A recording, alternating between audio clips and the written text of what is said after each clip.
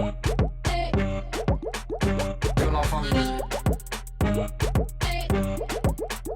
Que la famille. Bonsoir, merci d'être là, bienvenue à The Family. C'est une première pour nous ici à The Family de nous adresser particulièrement à la communauté artistique, donc on apprend et on va voir comment ça se passe. Qui ici fait des études d'art ou a fait des études d'art, se considère comme un artiste? Levez la main. Ouais, donc finalement, les autres c'est quoi? Du designer?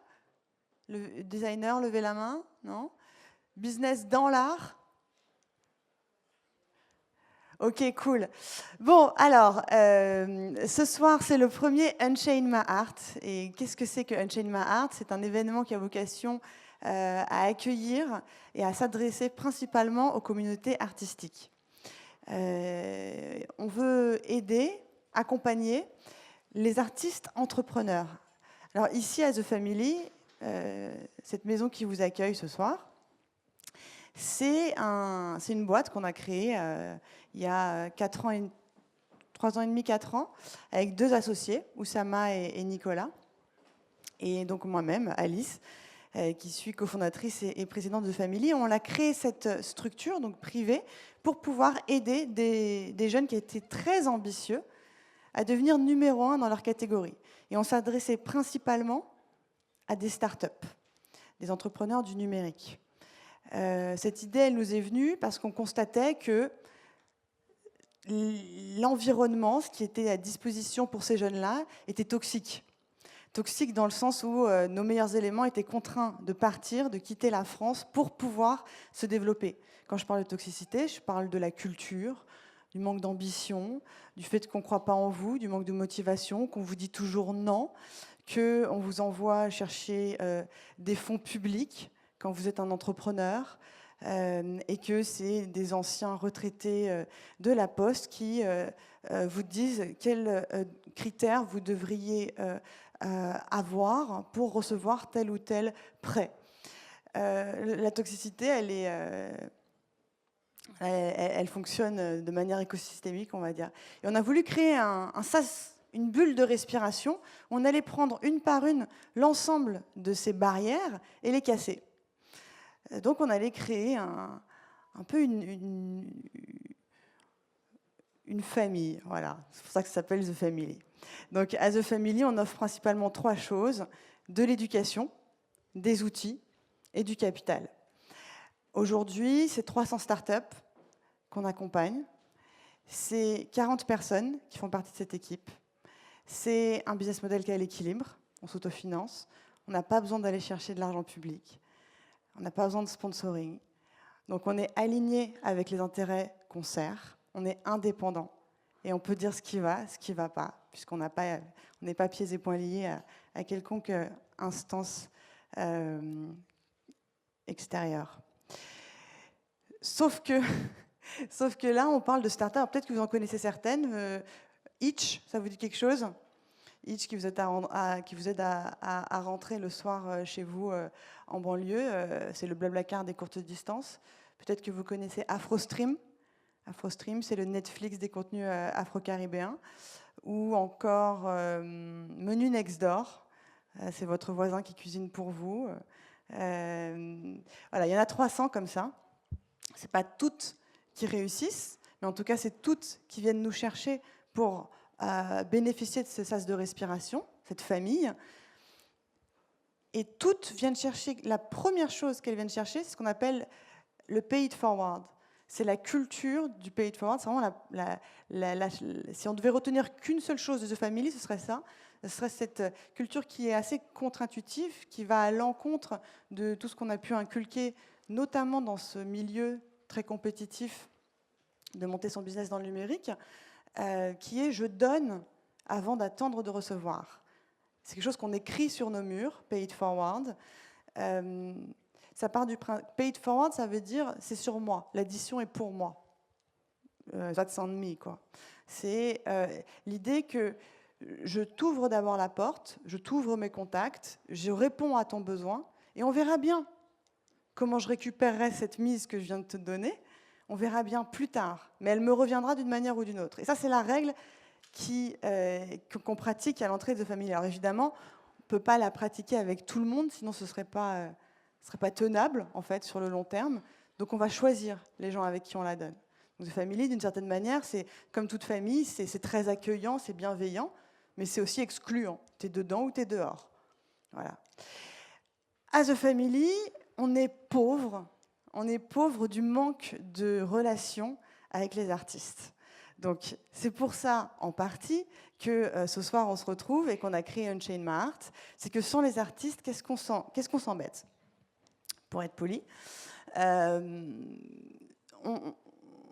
on est dans le monde qui est notre matière première ici, c'est avant tout des geeks, des programmeurs, des hackers, des développeurs. Et ces gens-là ne savent pas nécessairement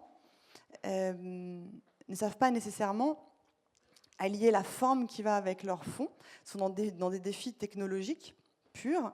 Et on va avoir beaucoup de mal, finalement, à rendre cette forme appétissante. Alors, ici, c'est quelque chose qu'on aime énormément faire, et on essaie de bridge the gap en allant chercher des talents graphistes, artistes, tout ce que vous voulez, pour pouvoir créer ce lien qui manque. C'est pour ça qu'ici, finalement, il y a quand même une touche, scénographique. Derrière, on a fait des efforts, on aime ça, ça fait partie de notre ADN, de rendre les choses concrètes et palpables. Et ici, on parle de technologie, mais on essaie de la rendre tangible et de la rendre sexy. Donc, on a évidemment un pied dans l'art. Mais là, ce soir, on ne va pas parler d'art esthétique, on va parler d'art au sens mission. C'est-à-dire, quand vous êtes un artiste et que c'est votre art qui devient finalement votre matière première, et non pas au service d'autres pour rendre leurs produits plus sexy. Là, je ne parle pas de ça. Ce soir, vraiment, je m'adresse aux artistes et à leur capacité à directement proposer leur art et à être indépendants dans le business model qu'ils vont pouvoir développer avec cet art. Aujourd'hui, c'est possible, c'est de plus en plus possible, grâce à Internet. Le principe d'Unchained My Heart, c'est de vous donner les outils et de vous libérer un peu finalement, tous ces carcans qui sont très similaires à ceux subis par les entrepreneurs. Il y a beaucoup, beaucoup de parallèles entre les artistes et les entrepreneurs. Et notamment les entrepreneurs d'aujourd'hui. Ce qu'on aurait pu reprocher aux entrepreneurs, finalement, au sens large, d'être dans une recherche purement capitalistique. Or, c'est plus vrai. Quand on regarde nos meilleurs entrepreneurs à The Family, c'est des gens qui poursuivent une mission avant toute chose.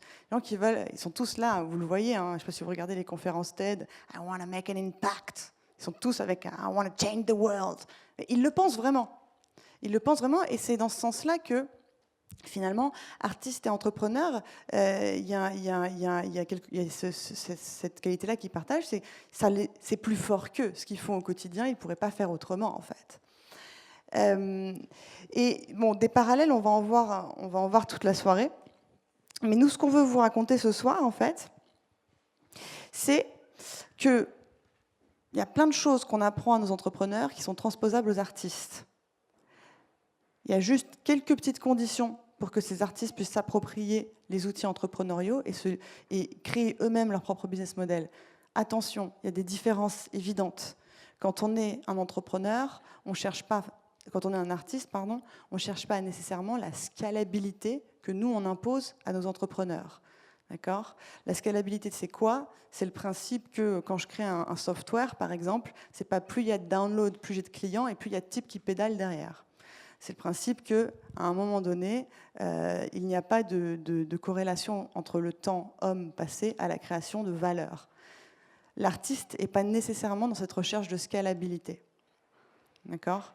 Par contre, il est dans une recherche de business model et d'indépendance. Et il en vient de la responsabilisation de l'artiste aujourd'hui, de s'approprier complètement les outils pour être libéré dans sa création, toutes ses collaborations, toutes celles qui sont possibles, sa diffusion et sa rémunération. Donc, ce soir, bienvenue. Le principe, c'est quoi ? C'est que on vous présente un panorama avec un focus un peu particulier par Frédéric Clade. Frédéric Clade, c'est un jeune, il est venu me voir il y a quelques années, il me dit Alice, moi j'ai fait des études d'art et de culture, j'ai envie de monter ma start-up pour complètement aider les artistes à s'émanciper des galeries. Et puis finalement, après ses études, il est rentré chez Clotilde Collin, qui est l'agence de relations presse numéro 1, qui couvre toutes les institutions qui aujourd'hui verrouillent ce fameux marché de l'art. Donc on va faire un focus sur le marché de l'art et comment est-ce que finalement, aujourd'hui, il y a des nouvelles figures qui émergent, des nouveaux cas d'artistes qui passent outre ces instances qui jusqu'ici validaient, sélectionnaient, validaient, adoubaient, et pour finalement valider d'un point de vue marché ces artistes. Comment est-ce qu'elles se sont libérées de ces instances-là?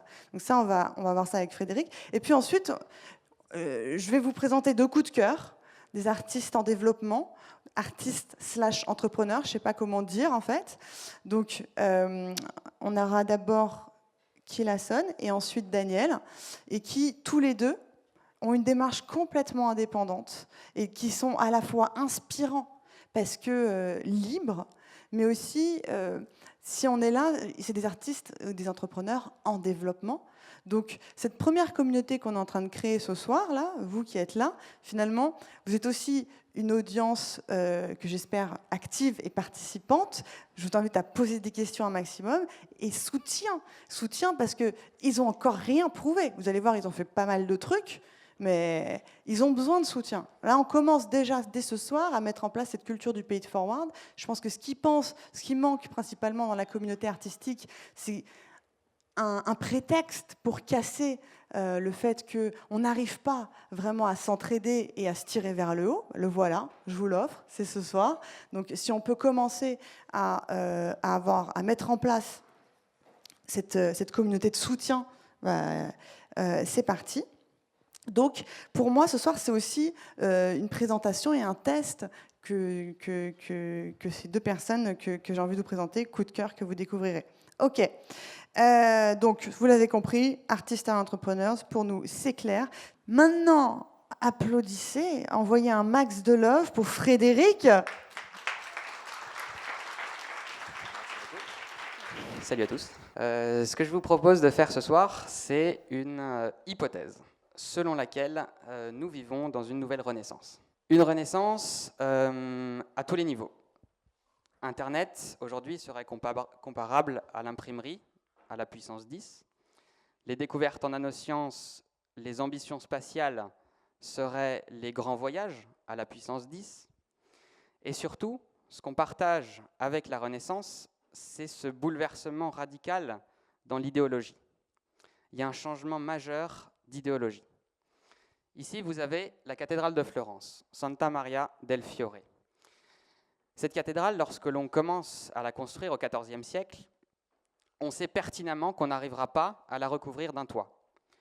Mais on commence quand même à la construire, on la veut monumentale, et on a foi en l'avenir, on sait que quelqu'un viendra avec une technologie pour la couvrir.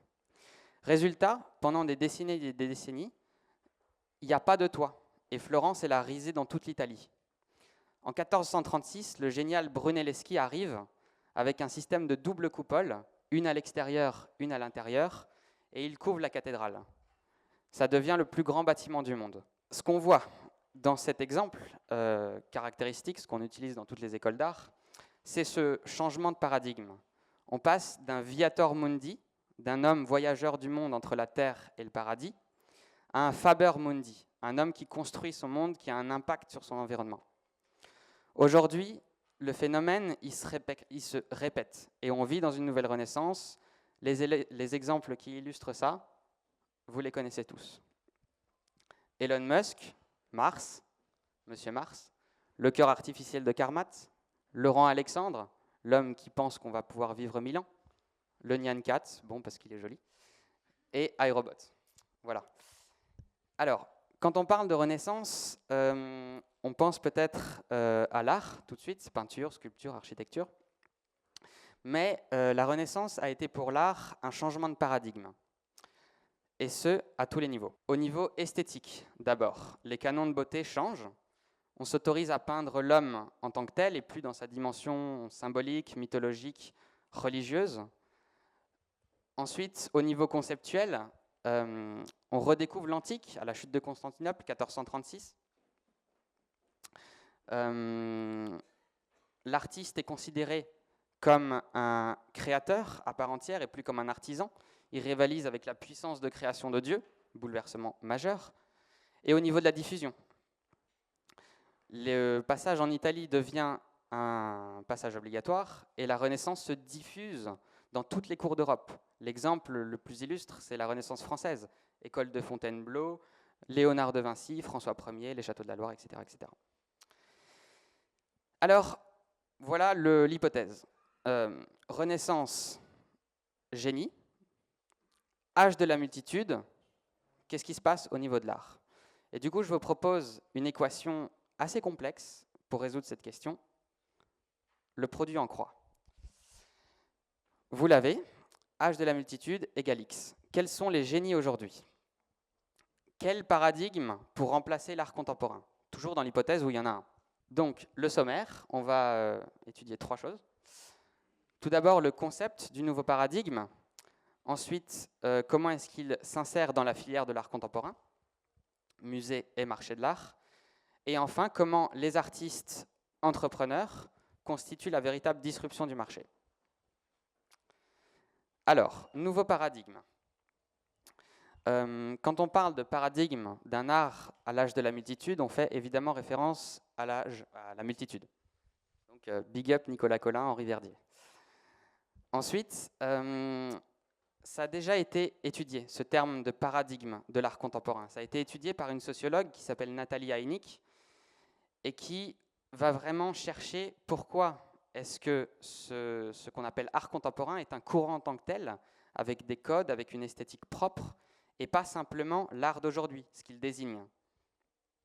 Là, vous avez l'exemple, l'art contemporain tout à gauche, représenté par Orlan, paradigme qui a remplacé l'art moderne, représenté au milieu par Braque, lui-même ayant remplacé l'art académique, l'art pompier, représenté par Ingres. Donc, quel est l'art de la multitude? Quel paradigme qui remplace l'art contemporain? Je pense qu'il y a 4 éléments de l'art de la multitude. Tout d'abord, c'est un art générationnel. Il sous-entend qu'il est créé par des gens de la multitude, donc des gens hyper interconnectés, hyper équipés, éduqués, donc majoritairement des Y, mais pas exclusivement, et ça c'est important parce que c'est les anciens qui ont initié ce changement. Ensuite, majoritairement ces jeunes de la génération Y ont conscience du phénomène dans lequel ils vivent. Ils ont conscience de cette renaissance, ils ont conscience de la révolution digitale passée et de la convergence des nanotechnologies, biotechnologies, informatiques, cognitives, des NBIC, qui est à venir. Pour la majorité d'entre eux, ce sont des digital nomades. Ensuite, le sens. L'art contemporain est basé sur le principe d'innovation. Certains disent même qu'il y a une fuite en avant de l'innovation, c'est-à-dire qu'on veut faire toujours plus grand, toujours plus monochrome, toujours plus pop, toujours plus petit, etc. etc. C'est ce que Luc Ferry appelle l'innovation destructrice, cette fuite en avant. La citation peut-être qui illustre le mieux cette fuite en avant, c'est Marcel Duchamp, inventeur de l'art conceptuel, précurseur de l'art contemporain, qui disait « Ma plus belle œuvre, c'est ma vie ». L'artiste de la multitude, il dirait « Quelle œuvre ?» C'est plus le who, c'est le what qui compte. Recherche de sens, recherche de construction. Et enfin, entre cohabitation et indifférence, ça c'est une particularité, je pense aussi de notre génération, c'est qu'elle ne s'oppose pas directement au modèle qui existe, mais elle cohabite. Et en même temps, elle est indifférente, parce que les artistes de la multitude, pour la plupart, ils n'ont pas envie de rentrer dans le système classique de l'art contemporain. Ils cherchent à créer en dehors. Donc, passons à présent à la pratique. Comment est-ce que cet art de la multitude s'insère dans la filière de l'art contemporain? Tout d'abord, le musée. Question, le musée est-il disruptable? À cette question, on serait tenté de répondre plutôt non, parce que les barrières à l'entrée sont quand même énormes. des collections constituées sur des siècles. Le Louvre, c'est 250 ans de collections publiques, basées sur des collections privées, des pillages, des guerres, etc. C'est aussi une mission régalienne, une mission d'État, donc forcément difficile à disrupter. Donc pour toutes ces raisons, on dirait que le musée n'est pas disruptable. En revanche, si on pense toujours à Marc Andreessen, Software is Eating the World, qui prédit la disruption de la santé, de l'éducation, de la défense et en bout de course du principe politique même, on se demande comment le musée peut résister à cette disruption. Aujourd'hui, je ne pense pas qu'il existe un Amazon, un Airbnb ou un Uber du musée, c'est-à-dire un grand disrupteur qui remplace tout. Mais il y a de petits softwares qui mangent des petits bouts. Ça commence tout d'abord avec les billets en ligne. On réserve aujourd'hui son billet sur Internet, prérogative qui a complètement été externalisée du musée. Deuxième chose, les réseaux sociaux sont devenus pour les musées une problématique majeure. C'est une nouvelle approche de la médiation. Et ils ont compris qu'en fait, la multitude voulait partager, voulait discuter avec le musée, et ils commencent tout doucement à s'y mettre. Il faut aussi toujours avoir l'esprit que le musée, c'est comme une grande entreprise. C'est une institution qui est difficile à faire bouger, et elle a beaucoup de mal à suivre les intérêts de la multitude. Alors, rapidement, pour terminer sur le musée, il y a peut-être deux exemples qui sont susceptibles de venir disrupter clairement l'institution. Premier exemple, c'est ce que vous voyez en haut à droite, la Google Art Camera. C'est un programme qui a été lancé par Google et c'est une caméra qui est capable de photographier les œuvres à 1 gigapixel, donc de révéler des détails qui sont invisibles à l'œil nu. La valeur, elle est colossale. Deuxième exemple, c'est le logo, l'application Magnus, qui en fait est un Shazam de l'art. Vous prenez votre téléphone, vous scannez une œuvre, et l'application est capable de reconnaître l'artiste, le titre, la date, le médium, et même dans certains cas le prix, l'estimation. Imaginez un petit peu ces deux technologies combinées, avec de l'imagination.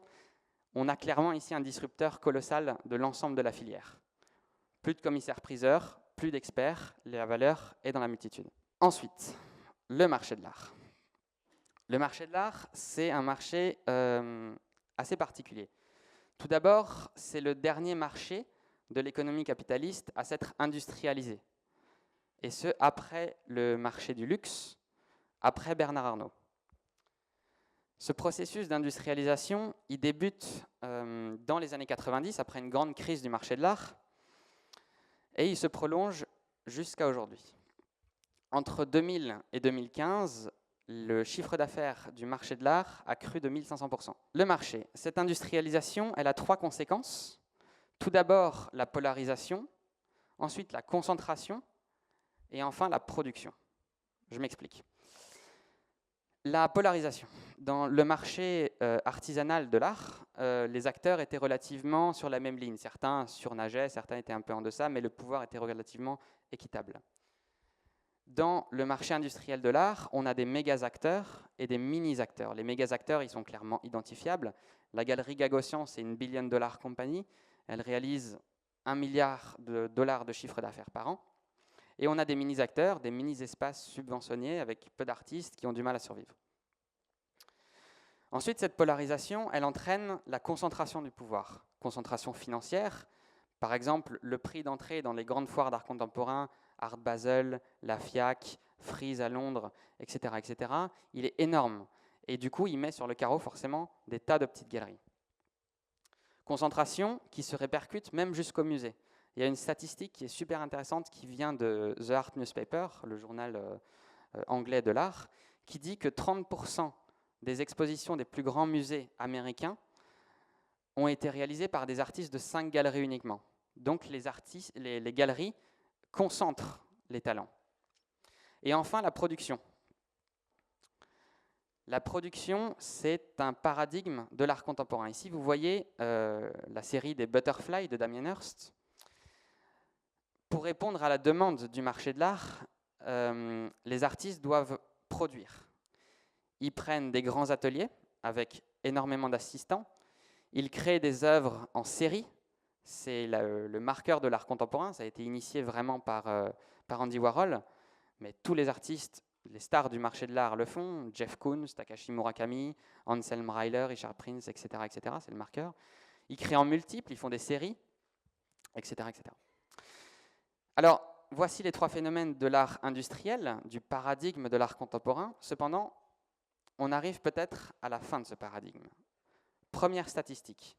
Entre juillet 2015 et juillet 2016, le marché de l'art connaît sa première chute depuis 15 ans. Baisse de 30% des résultats.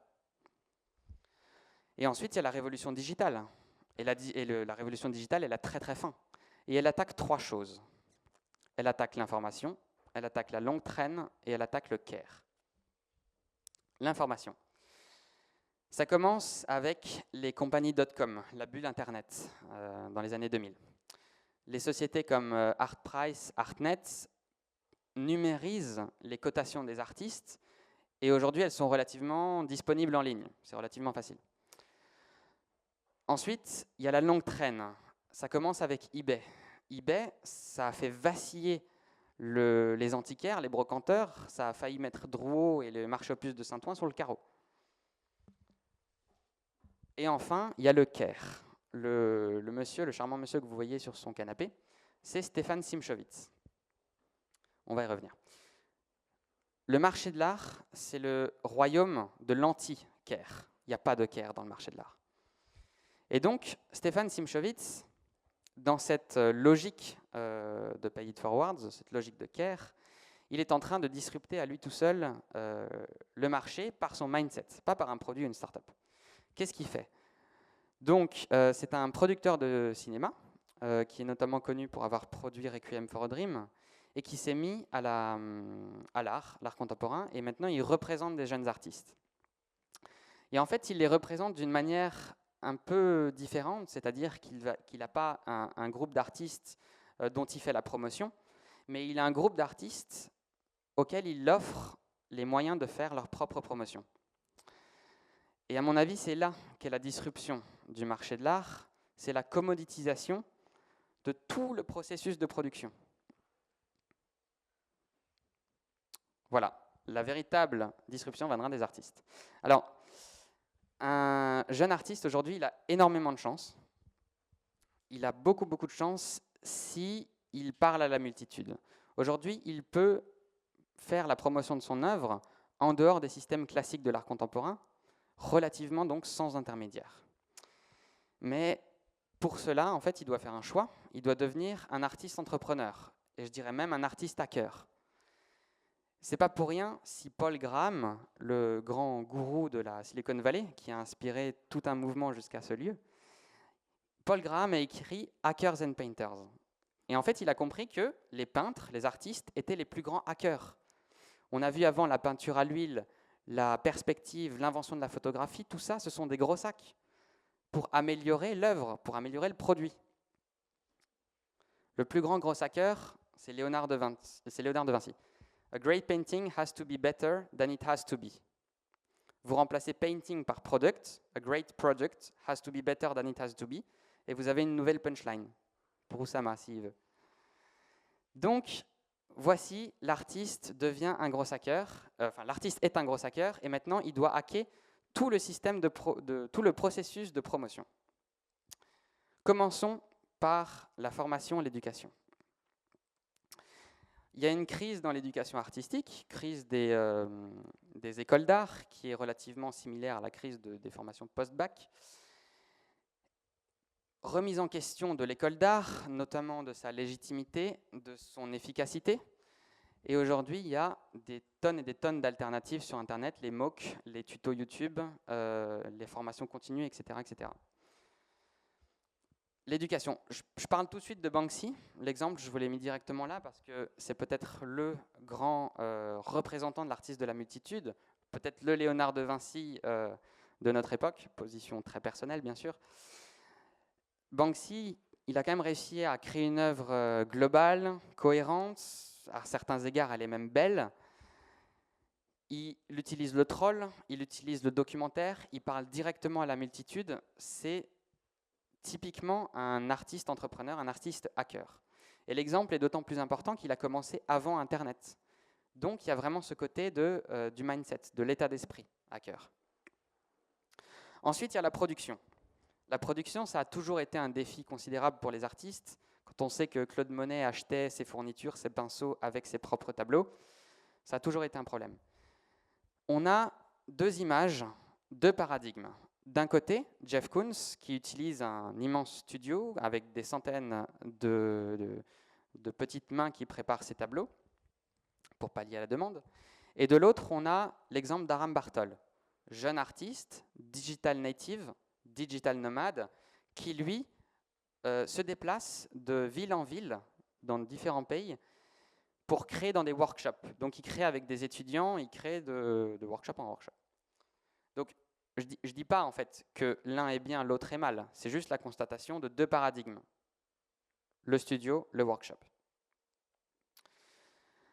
Ensuite, une fois que l'artiste a son espace pour créer, il lui faut des financements. Toujours, financement, grande problématique de l'art en général. Problématique qui a été résolue par le crowdfunding. Ici, vous avez l'exemple des Yes Men. Donc, c'est un duo d'artistes activistes new-yorkais qui, pour financer leur dernier film, ont fait une campagne Kickstarter. Résultat, ils ont levé 150 000 $ avec 100 000 $ d'objectifs. Et ils ont pu réaliser leur dernier film, The Yes Men Are Revolting, que je vous invite à voir, il est vraiment stylé. Ensuite, une fois qu'on a tout ça, la révolution digitale devient un médium à part entière. Pas seulement un médium, mais un média.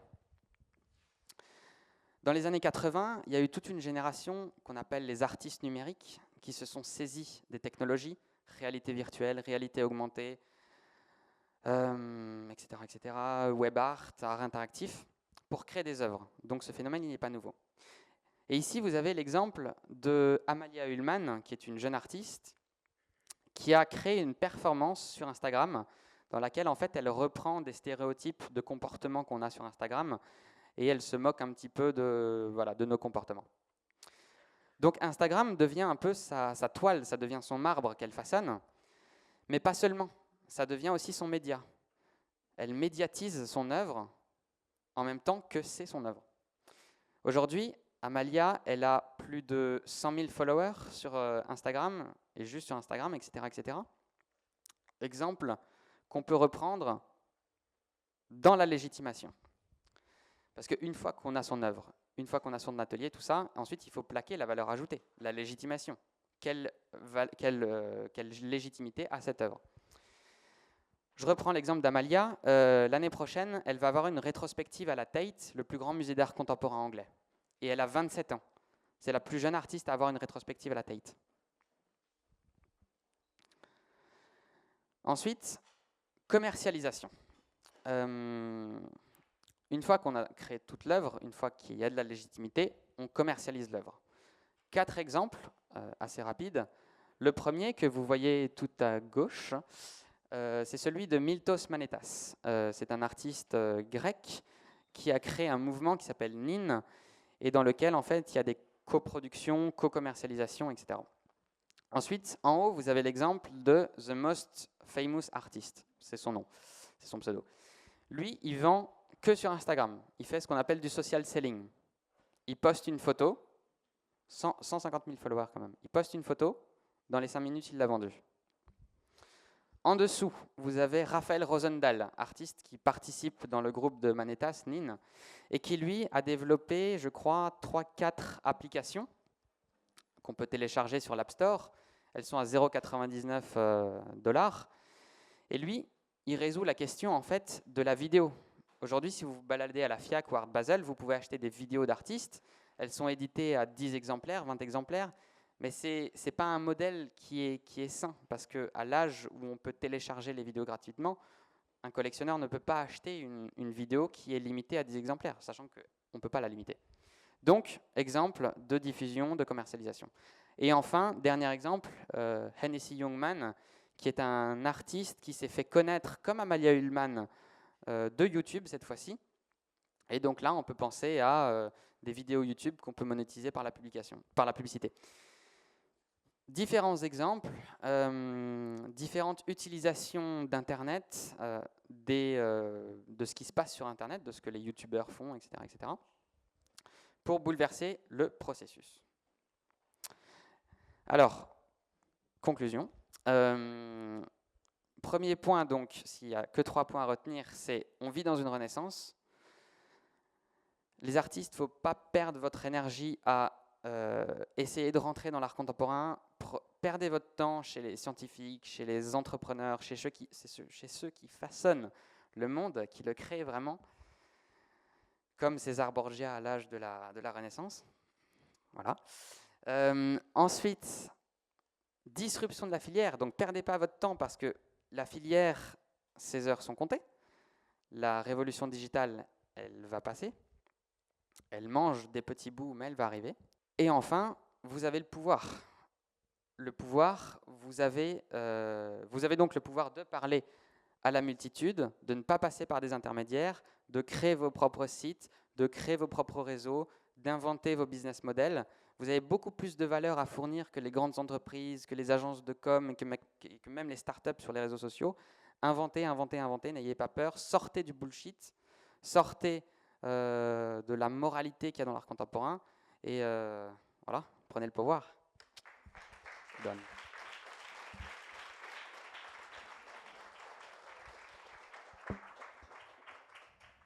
Toi, tu as combien de followers sur Instagram? 19, je crois. 19 000. 19 000. Oui. Il y en a qui en ont 19 dans la salle, alors respecte-les, s'il te plaît. Mais comment tu as fait? Gros hacking. C'est-à-dire? Follow for follow, like for like, etc. On commence comme ça. À la mano. Ensuite, à la mano, au tout début. T'as rien acheté? Non. Tu conseilles pas d'acheter? Non. Non, parce qu'après, tu es mal ranké. Au début, tu pouvais acheter, mais maintenant, tu es mal ranké. Si Pourquoi? Ça veut dire quoi?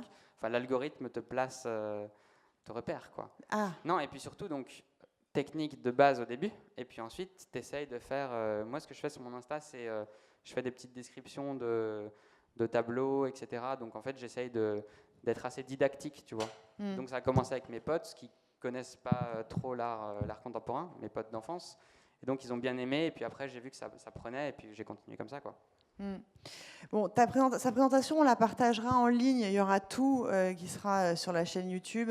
Et puis, moi, j'ai bien aimé les mentions, notamment des artistes qui vendent directement sur Instagram. Ouais. C'était John... C'était The Most Famous Artist. Ah, The Most Famous Artist, ouais. Mais c'est qu'un exemple parmi plein d'autres, tu vois. Voilà, donc les mecs se sont complètement affranchis de la galerie. Mais par contre, ce qui est marrant, c'est que la galerie vient les chercher a posteriori.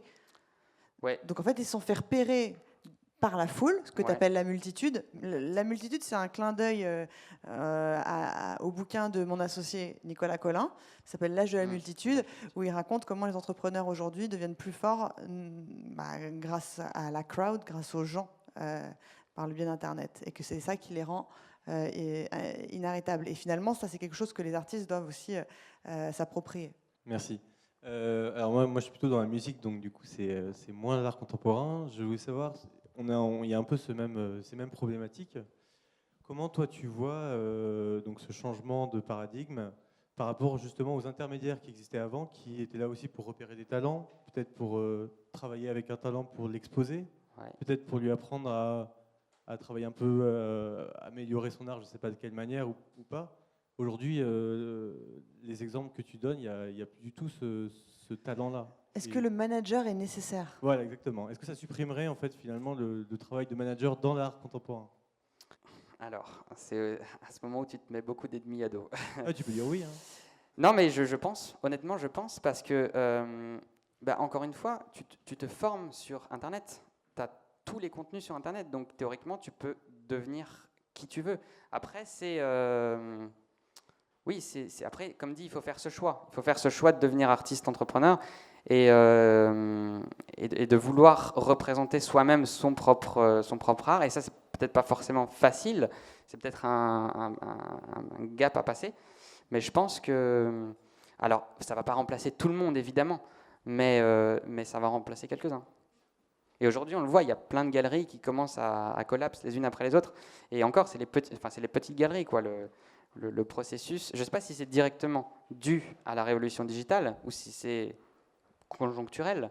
Mais en tout cas, c'est un phénomène qu'on voit. Les intermédiaires disparaissent. Mais par contre, tu vois des familles naître. Si on prend la musique, par exemple, tu vois que, moi c'est mon exemple favori, je suis désolée parce que je kiffe cette musique, mais The Weeknd, il est passé en direct sans avoir de major ni de label au démarrage. Il a créé lui-même avec son pote ses propres sons. En 5 ans, il est ovationné partout. Il fait la une de Rolling Stone Magazine. Il a été à un moment pêché par Drake, rassemblé dans la famille des Canadiens, et il faisait partie de cette tribu-là. Et tu vois des familles émerger. Je dis pas ça pour défendre The Family, mais je pense que finalement, tu as des familles de style. Tu rejoins un crew, une tribu, beaucoup plus que quelqu'un qui va être celui qui va adouber ton art d'une certaine manière. C'est plus celui qui t'ouvre la porte, mais c'est ceux qui vont te soutenir. Ça, je pense que ça existera toujours. Et de plus en plus, en fait. Après, dans la musique, tu as le cas de PNL aussi. Alors, je ne connais pas trop bien, mais d'après ce qu'on entend, d'après le storytelling, c'est quand même émergence tout seul, tu vois, sans manager, sans presse, sans rien, quoi. Alors peut-être que j'ai rien compris à la présentation, mais moi la manière dont j'entends, dont je comprends l'art contemporain aujourd'hui, c'est quelque chose de très élitiste, on va dire, quelque chose de très fermé et qui n'est pas forcément accessible à tous. Ça veut dire qu'on a besoin d'avoir un œil éduqué, on a besoin d'avoir fait, je sais pas, des études ou avoir été beaucoup au musée pour pouvoir comprendre ce que c'est que le message qu'il y a derrière et quel est l'intérêt d'une œuvre d'art. Comment tu fais pour toucher la multitude, justement, et comment tu arrives à être aussi disruptif et toucher la multitude sans passer par des gens qui sont vraiment éduqués. Amalia Ullman, donc le cas de l'artiste qui crée sur Internet, qui crée sur Instagram, elle a 150 000 followers.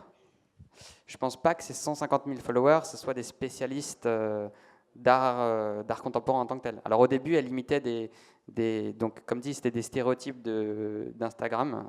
Donc elle a fait la cowgirl, elle a fait la pin-up, tout ça. Donc je pense qu'elle a Amalia Ullman. Donc je pense qu'elle a une bonne courbe de croissance en termes de gros hacking, c'est pas mal. Mais encore une fois, je pense qu'on peut s'intéresser. Tu vois, les gens qui suivent Amalia, aujourd'hui peut-être qu'ils ont compris que c'était une artiste contemporain, peut-être pas, mais en tout cas ils la suivent et aujourd'hui elle est parmi les artistes les plus pointus, tu vois, de sa génération. Elle fait des choses qui sont hyper pointues dans l'art contemporain. Elle a été récupérée par le système de l'art contemporain. Donc c'est...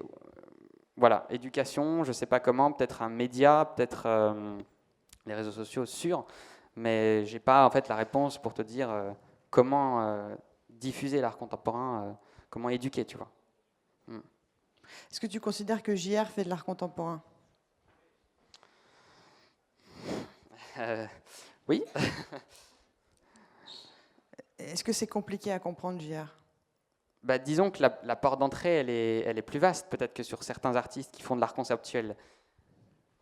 Après, j'ai aucune légitimité, moi, pour dire ça vaut quelque chose ou ça vaut rien, mais en tout cas, la porte d'entrée, elle est très large et c'est un art hyper populaire et après, on peut y voir plus ou moins ce qu'on veut. C'est un peu aussi le jeu de l'art contemporain, hein. On y voit ce qu'on veut. Quand tu es face à un monochrome d'Yves Klein, ça reste le débat, quoi. Mais en tout cas, la porte, elle est vaste. Elle est beaucoup plus vaste que chez Amalia Ullman. Et voilà. Après, il faut rentrer dedans.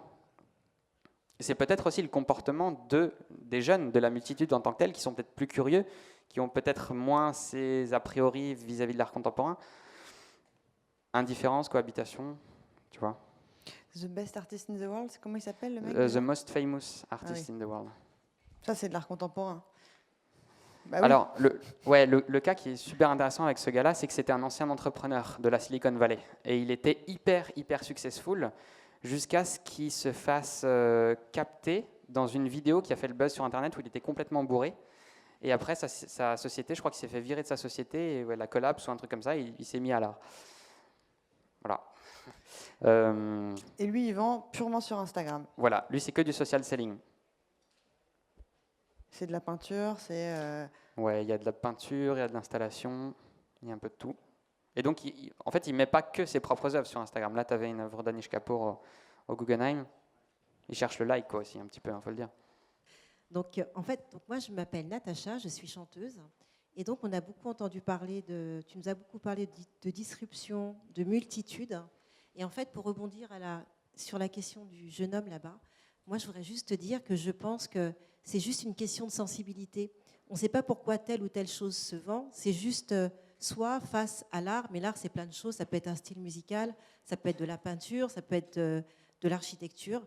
Et c'est juste de la sensibilité. Et en fait, c'est le digital au service de la sensibilité. Voilà. Non, je suis d'accord. Tout à fait d'accord avec ça. Et après, on va vers ce qu'on veut. On s'abonne à qui on veut et puis on suit ce qu'on veut. Donc, on suit sa propre sensibilité. Je suis tout à fait d'accord. Mais en tout cas, on a l'accès direct.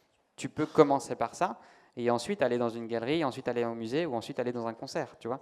Mais tu touches directement. L'intermédiaire, il est peut-être toujours nécessaire, mais plus au C'est début. un moyen de communication supplémentaire. Et commercialisation. Et peut-être la question, c'est jusqu'à quel point légitimation, tu vois. Merci. Je t'en prie.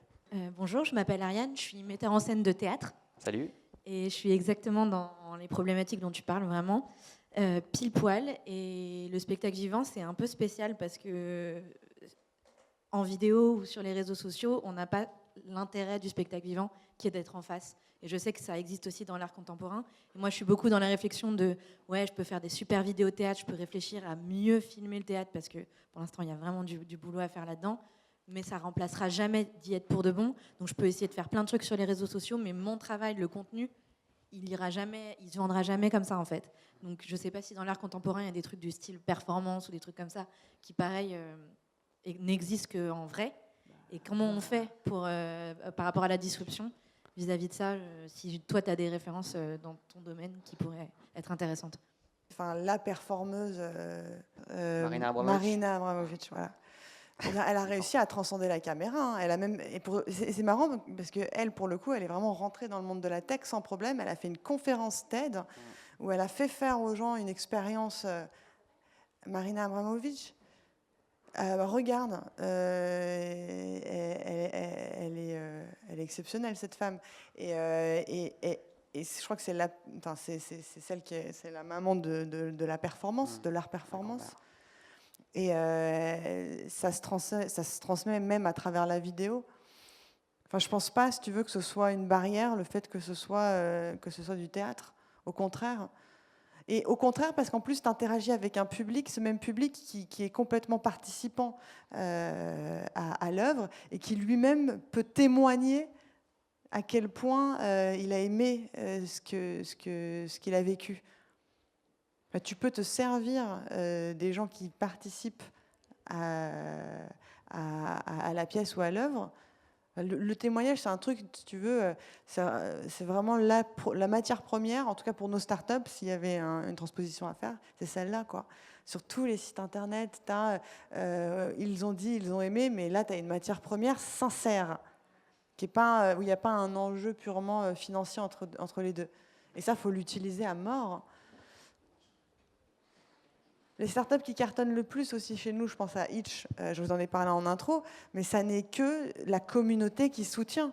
Cette startup, elle aurait dû mourir 1 milliard de fois, mais les jeunes et le hashtag « touche pas à mon Itch » les a fait survivre en permanence, parce qu'il y a quelque chose, il y a un lien direct entre l'expérience vécue et la multitude. Alors bonsoir, alors moi je m'appelle Lionel, je suis étudiant chez Lyon donc de The Family, hein, donc ça c'est pour la petite publicité. Et, et donc j'ai effectué, et par le passé en fait j'étais manager d'artistes aussi, c'est pour ça que cette conférence est super intéressante. Et je voulais savoir si vous avez évoqué le sujet de Ryan Leslie, car j'arrive en cours de route. Ryan Leslie. Alors Ryan Leslie en fait pour la petite histoire en fait c'est un très grand producteur hip-hop américain, l'un des rares qui a fait Harvard. Et qui a produit avec des Puff Daddy et des grands de cette industrie. Ryan Leslie. Il a fait une super musique avec Cassie qui s'appelait My Addiction, on l'a tous peut-être en tête un peu pour certains. Et donc pour la petite histoire, en fait, donc Ryan Leslie, ça a été le premier en réalité à décider de disrupter l'industrie de la musique en investissant très tôt dans les startups de big data qui permettaient en fait de directement gérer sa communauté et de parler directement auprès d'elle. Donc par exemple, il a réussi à sortir l'un de ses derniers albums qui s'appelle Black Mozart entièrement produit à 100%, alors qu'il était des contrats en maison de disques, etc. Et à récupérer donc les adresses mail, les numéros de téléphone, et à parler directement à sa communauté. Donc en envoyant des textos, en envoyant des mails, en sachant qu'un grand nombre de sa fanbase était en Europe. Et c'est comme ça qu'il a réussi à faire son album Black Mozart, à le faire en Autriche, à faire une tournée européenne et même mondiale, et à avoir des taux d'ouverture mail et de mailing ou en SMS de 85%, sur des taux très délirants. Ça a même été un use case pour Forbes, où il en a écrit, il y a un bon papier qui est sorti là-dessus, et c'est un très bon cas d'étude pour justement prouver qu'en réalité, il est possible pour un artiste, que ce soit dans la musique, dans la vidéo, dans les arts vivants, en réalité de pouvoir parler directement à son public, comme PNL ou comme The Weeknd également, tout en conservant sa communauté, en développant son modèle économique et en gardant en fait l'intégralité ou quasiment l'intégralité de ses fonds. Donc voilà, c'était juste... Exactement. Et surtout, après, finalement, faire le boulot que les maisons de disques nous vendent, mais le faire nous-mêmes, à savoir diffuser sa musique dans les meilleures conditions et sans pour autant toucher à l'aspect qualitatif. Donc en utilisant la technologie, les datas et plein d'autres métriques là-dessus, quoi. Donc ça suppose de ne pas avoir peur aussi de mettre les mains dans le cambouis, de créer son propre site internet, d'être un peu data-driven, un peu tous ces mots barbares qu'on sort depuis tout à l'heure. Et là-dessus, on ne va pas épiloguer ce soir. Il y a plein de choses, coupdeta.co, allez-y, c'est en français, c'est que des cours pour apprendre ces outils.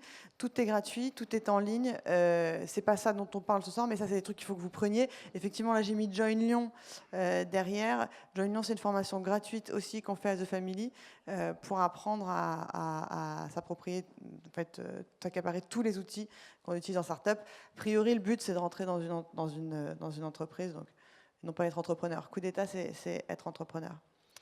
All right, merci beaucoup. Merci à toi. C'était cool.